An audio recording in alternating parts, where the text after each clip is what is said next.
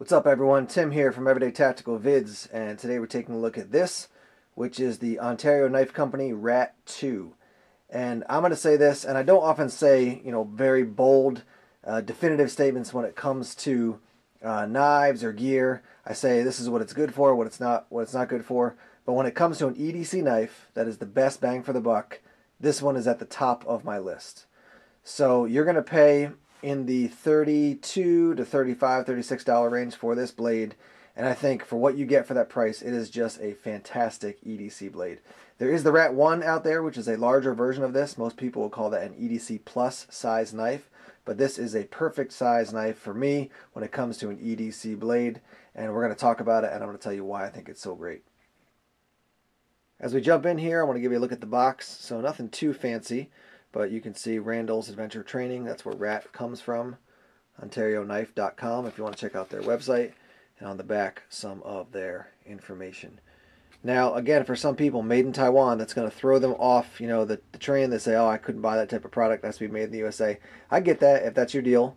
But as I mentioned on my Spyderco Tenacious review, quality control is what it's all about. So most people will say, in general, China, a little bit lower as far as quality control in general compared to Taiwan, compared to Japan, and then in the US is where people think you're going to get your best quality control. But if you have a good company like the Ontario Knife Company who's making sure that the people in Taiwan are doing a good job, it really shouldn't be an issue whatsoever. And then here on the end, Ontario Rat Model 2 folding knife, and just random barcode there on the other end. All right, let's zoom in and take a look at the knife. Let's get into some of the specs here. As you can see, the overall length is 7 inches, your blade length is 3 inches, and your handle length is 4 inches. It's AUS-8 stainless steel, and your handle is black FRN. Hardness rating is 57 to 59 Rockwell hardness, and your weight is 2.7 ounces. A couple of things that you should know is that for a little bit more money, you can get the handle in a variety of different colors, and you can also get a black coated blade.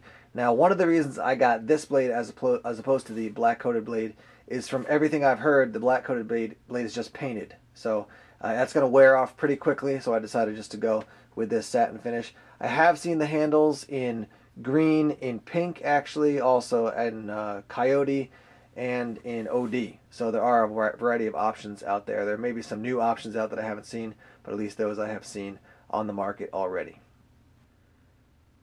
So starting up at the blade end here, you can see as I zoom up here, as I bring it in close, again, Randall's Adventure Training, right there on the blade. I'm suspecting that's going to wear off in a little while, but it does look cool at least at this point.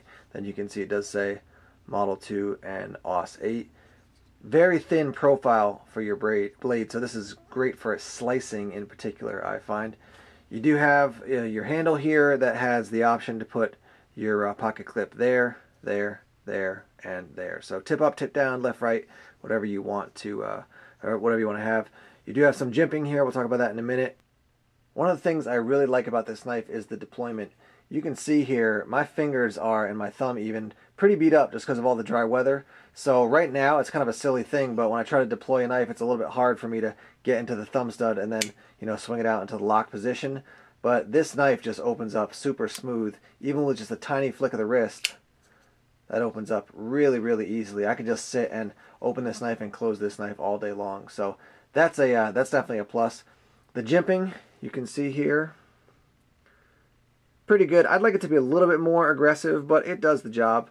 And then a little bit less aggressive jimping down here. So if they made that a little bit more aggressive, and this, it would be an even greater knife, but still fits really nicely into your hand. So I get annoyed when I have a blade and my hand ends up being like this. I can't deal with a super small blade, but even though this is smaller than the Rat 1, it still fits very comfortably. The mini barrage that I have from Benchmade, similarly, my hand lands just and it feels nice where my hand lands when holding the handle and I'm using the blade, and this is the same type of thing. You do have a little bit of that choil there for your finger to dig into, to get a hold of. You got jimping underneath and on top, like I just said, to get that control. And just showing you the texture here. See if we can get that. Yeah, you can see the texture. Not super aggressive, but this is not a knife you're going to be doing super aggressive cutting tasks with probably. So again, I'd like that probably a little bit more aggressive, but as you can tell, my style with the jimping and the texture on the handle just a little bit more would be my preference. Here's your pocket clip on this side. Anyhow, it is quite a deep a deep pocket clip there, and you do have the lanyard hole down here on the bottom as well. Now, as far as your actual lockup, you can see it is a liner lock, and also inside you can see on the inner portion of the liners here and here as well. It's not really milled out or anything, so you're not losing any of the weight. They haven't taken any of the weight off of your total weight by doing that, but not a huge deal. 2.7 ounces, quite reasonable. And I do like where that liner falls. Sometimes you get a liner lock that doesn't line up in a good position, and you're not totally sure it's going to lock in, but that is quite nice, quite solid. And then when it's folded away, look at that, nice and centered pretty much through the whole thing. Here's what your spacers look like on the back side. Well, let me tell you what makes this a great EDC blade for me. First, the cost, very reasonable. $30 range for something of this quality, that's excellent. Second is the size. I like an EDC blade that is a little bit larger than maybe what some people like, because it gives me that nice solid grip when the handle is a little bit bigger. And so I'm getting the size I want, and that handle is just very comfortable for me. Third is the blade style. I'm pretty selective on the blade styles I like, and this one I like the way it cuts, and also just the way it looks in general. Deployment, I'm not super picky on that, but this deploys so smoothly that it's just hard to resist when it comes to using this as an EDC blade. And those are four of the main things for me. And then the steel that you use for the blade, if you have junk steel, doesn't matter how nice looking it is, if it's going to not hold an edge or be impossible to sharpen, then what's the point of having the knife? So this fits into all those categories for me. Now again, I like other blades a lot for EDC, but when it comes to the best bang for the buck, this, like I said, top of the list right now, the Ontario Knife Company Rat 2. So if you've got one of these, please comment down below. Let's hear what you think about it. A lot of people like this blade.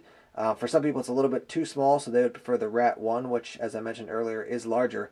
But let's get the conversation going, and let's talk about the Ontario Knife Company Rat 2. All right, thanks for checking out the video. Please subscribe to Everyday Tactical Vids. Like us on Facebook. Follow us on Twitter. Check us out on Tumblr. Take care.